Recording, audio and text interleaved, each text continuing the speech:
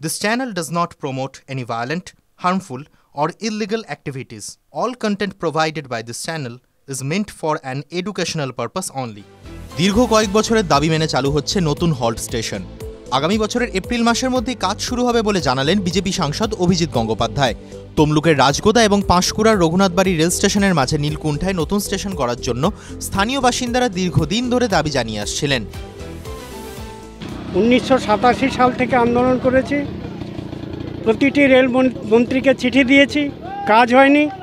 মানে এখানে লস এই যুক্তি দেখিয়ে বাতিল করেছে। তমলুকের সাংসদ অভিজিৎ গঙ্গোপাধ্যায়ের কাছে বিষয়টি জানিয়েছিলেন আন্দোলনকারীরা। এরপর সাংসদ গত অগস্ট মাসে রেল দফতরের কাছে চিঠি দেন। দক্ষিণ পূর্ব রেলের জেনারেল ম্যানেজার অনিল কুমার মিশ্র গত 18 সেপ্টেম্বর তমলুকের সাংসদকে চিঠি দিয়ে জানান, নীলকুণ্ঠায় প্যাসেঞ্জার হল্ট স্টেশনের ব্যাপারে রেল বোর্ড অনুমোদন দিয়েছে।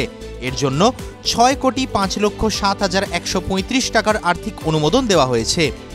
আমাদের যে এমপি অভিজিৎ বাবু বলতে নেই যে এত দ্রুততার সঙ্গে উনি কাজ করেছেন। আমি গেছি ওনার কাছে আমাদের দাবি নিয়ে, চিঠি নিয়ে গেছি, কিন্তু উনি সেসব না দেখে বললেন আপনার সমস্যাটা কী। বললাম যে এরকম 14 সালে এটা অ্যাপ্রুভড হয়েছে, কিন্তু এখনও টাকা স্যাংশন হচ্ছে না। এবং তারপরে এখন যেটা দেখছি যে খড়গপুরে আমি রিসেন্ট 11 তারিখে ডিআরএমের অফিসে খোঁজ নিয়েছি, সেখানে জেনেছি যে অর্থ দপ্তর হেড অফিস ওইখানে ফাইল আটকে আছে, ওনাদের সই না হলে টাকাটা বেরিয়ে আসবে না। সোমবার নীলকুণ্ঠা এলাকায় রেল লাইন পরিদর্শন এবং স্টেশন তৈরির বিষয়ে স্থানীয় বাসিন্দাদের সঙ্গে কথা বলেন সাংসদ অভিজিৎ গঙ্গোপাধ্যায়। দেখুন, আমার নজরে যখন এলো মাস 2 আগে যে একটা কাজ 14 বছর ধরে পড়ে আছে, তখন প্রথমেই আমার মনে পড়ল নরেন্দ্র মোদীজির মুখটা।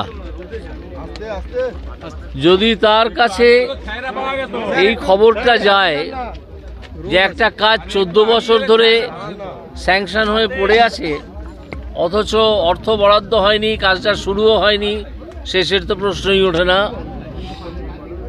তাহলে তার চোখ মুখের অবস্থাটা কি দাঁড়াবে।